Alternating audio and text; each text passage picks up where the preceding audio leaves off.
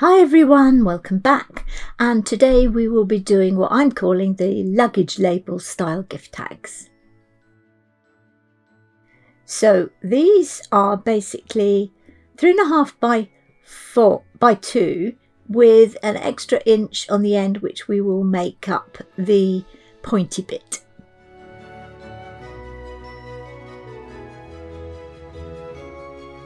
So again, using my quilter's ruler,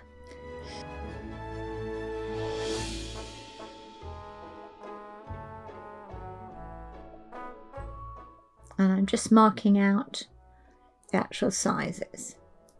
So that's 3.5, then an extra inch on the end for the pointy bit, and then 2 inches down.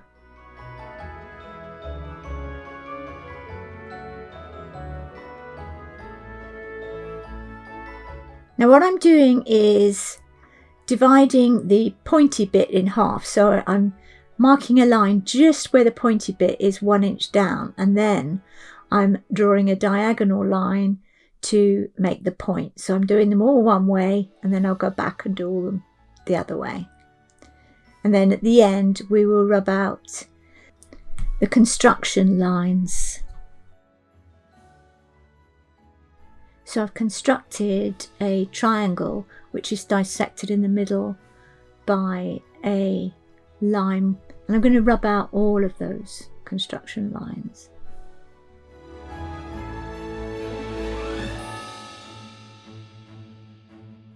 They're just there to aid the building of the shape. So these are what we're going to be doing, and the first one is an angel. My depiction of an angel.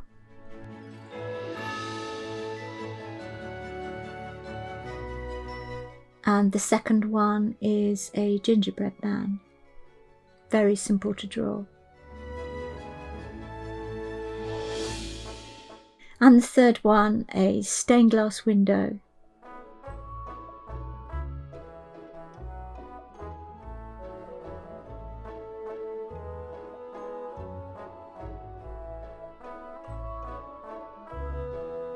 And the fourth one is a candle, which again is quite easy to construct but can look really impressive. Now this one was supposed to be a Christmas mouse, but I think he's turned out more like a Christmas rat. And this one of my favourites, is the kitten in a stocking.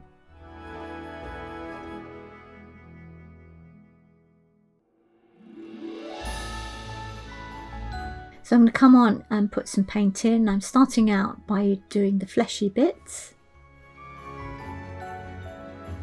and then going in to construct her skirt and costume. And I'm using blue just to kind of make it a very pale, subtle colour, because you need something for the white. And I wanted to differentiate between the wings and the dress, so I've made the wings more pinky and the dress more bluey, although they're both kind of almost white.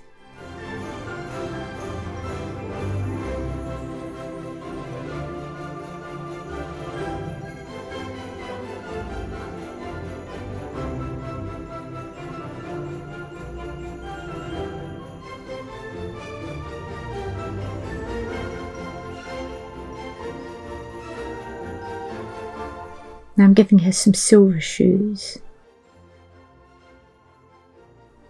and also some silver bits on her wings, and then a halo in gold.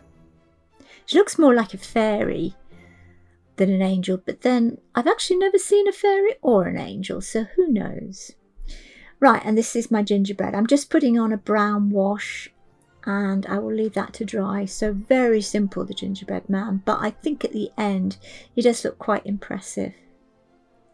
Now for the stained glass window, it's a bit like crazy patchwork. This is crazy lead work. So just blobs of colour, and if you choose one colour, do every bit that you want in that colour, and then change the colour. It just makes it easier than keep washing your brush after each tiny bit.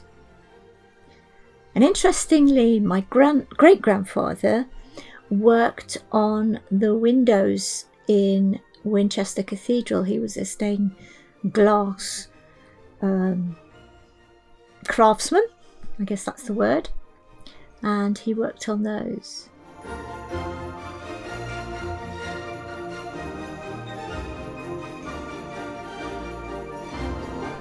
So I was thinking of him as I was painting this, not that I ever knew him.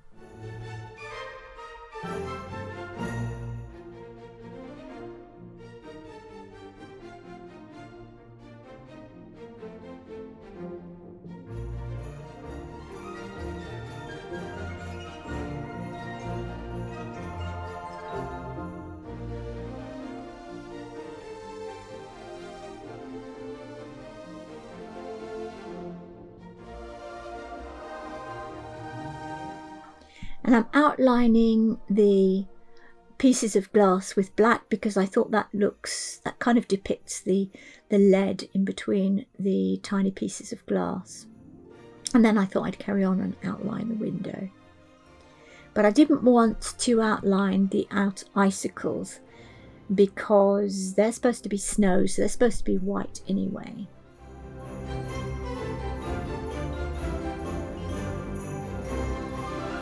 And then adding some bricks for the brickwork around the window.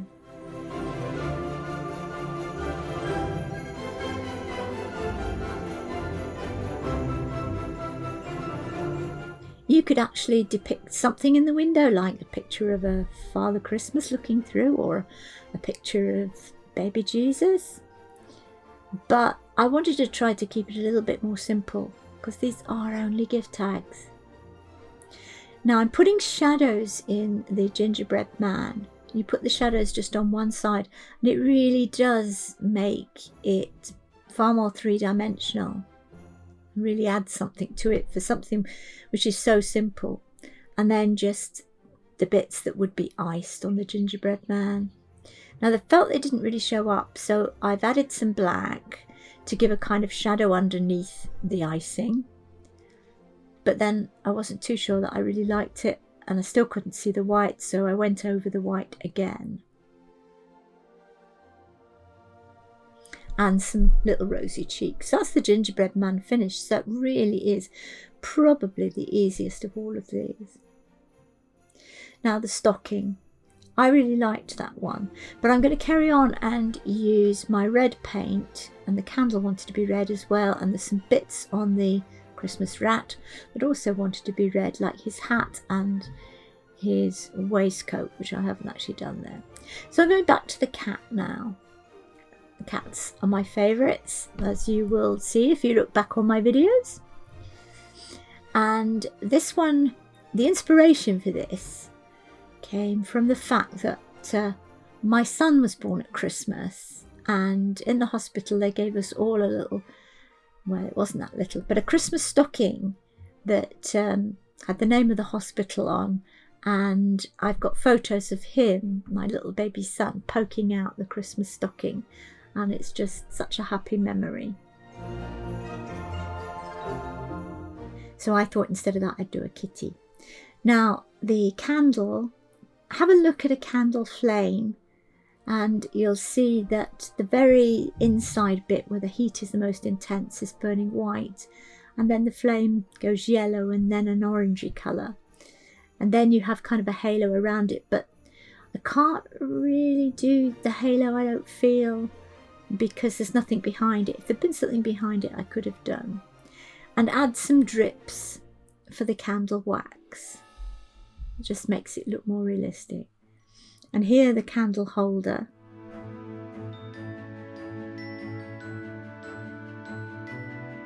And the bit at the top of a candle, you can often see the light through it.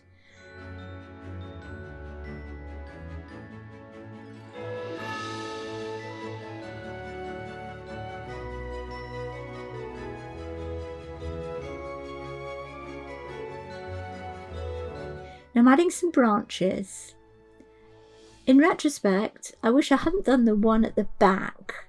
I wish I'd put that more to the left at the front to make those a kind of 3, because it then hides the thumb hold on the candle holder. And also, if you think about it, why would you put a branch there if you're trying to carry the candle? But you learn these things as you do them, and if I were to do a second one, I would know to do it differently. Just like I'd make my Christmas rat into a Christmas mouse. But never mind, why shouldn't rats have Christmas too? And they have little pink feet and paws. I was going to say hands, but they are a bit like hands. And then he's going to be wearing a little waistcoat and skates.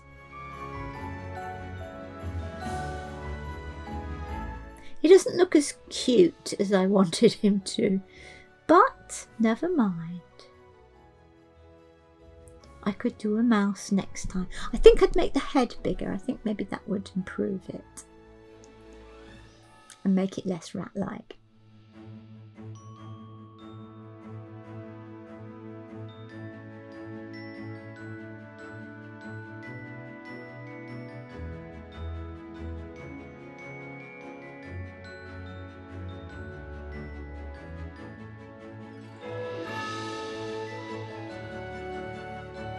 And I added some gold pen and white pen to the stocking on the right, on the cat in the stocking one, just to add a little bit of decoration to the stocking.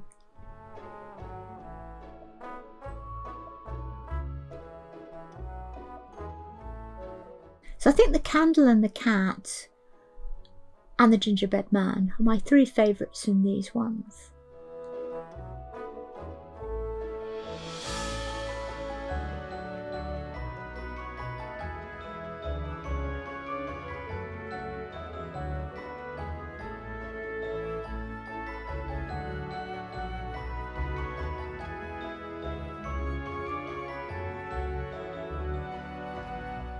Now to cut them up, again, just like yesterday, cutting up the long line. Could maybe cut off the excess bits, the waste bits first.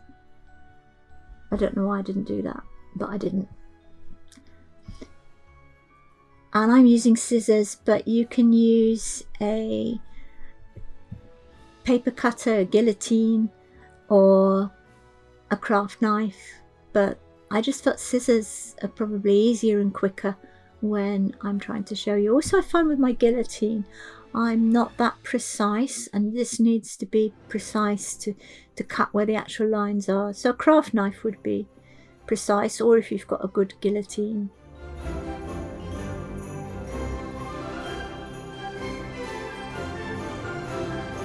So I cut them rectangular first, and then I'll come back and cut off the little triangles. Just cut along the lines. Sorry, it's out of shot a bit.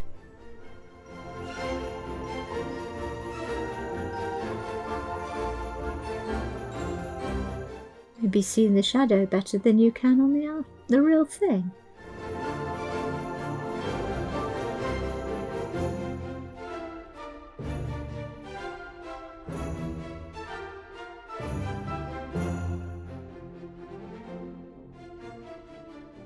And again, make sure that your design is dry, completely dry, the paint, or else you will mess it all up.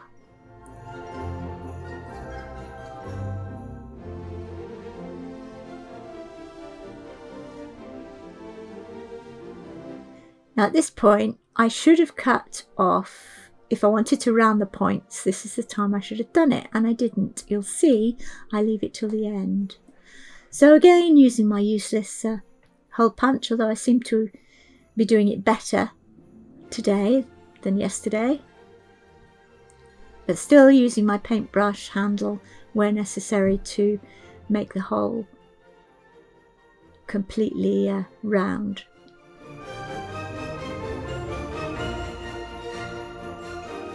Now the next thing I'm going to do is I'm going to do a Merry Christmas with a rubber stamp. Now you'll see this rubber stamp has got Merry Christmas and it's got also a snowman image at the top. Now I'm not using a stamp pad, I'm using felt tip pens. Now they need to be water based felt tip pens. Do not use alcohol based or else this will not work. So you just paint over the bit with the side of the pen that you want to print and just do it nice and even. I do replace the ink each time that I do the stamp because it needs to be re-inked. Now you can leave it for however long you want if you're not ready to do it, but the next thing is you breathe heavily on the stamp, and that is to re-wet it. Maybe not good in COVID times, but hopefully we're beyond that to some extent. And then it comes out, I think, really nicely. Better than using a stamp pad. If you're keeping on using the same colour, then you don't need to clean it in between times. When you change colour, you must clean it. So here I am cleaning it. And I usually use window cleaner. So a spray tube of window cleaner on a tissue. So I'm doing some red and some green. But you can choose any colour you like. Just chose those colours because they're Christmassy. Now we've done all those, so now we're going to go on to putting the cord onto the gift tags. Same cords as yesterday. I've got a gold, a silver and a red and white. If you push the loop through the hole, sorry it's out of shot, and I push it through from the wrong side through to the right side, then you push the 2 remaining tails of the thread through the loop and then tie it at the end and trim.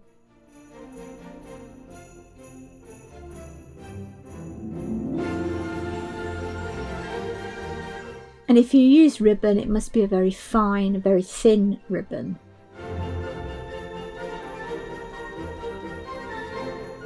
But I decided on yesterday's that the cords look better than the ribbon. So now I'm using a felt tip pen on its side just to add some colour to the very edge. Now you don't have to do this, and I did mess up in a couple of places, so you could ruin your gift tag if you're not careful, but I just went over it with some Posca white, and here I'm doing it with the gold.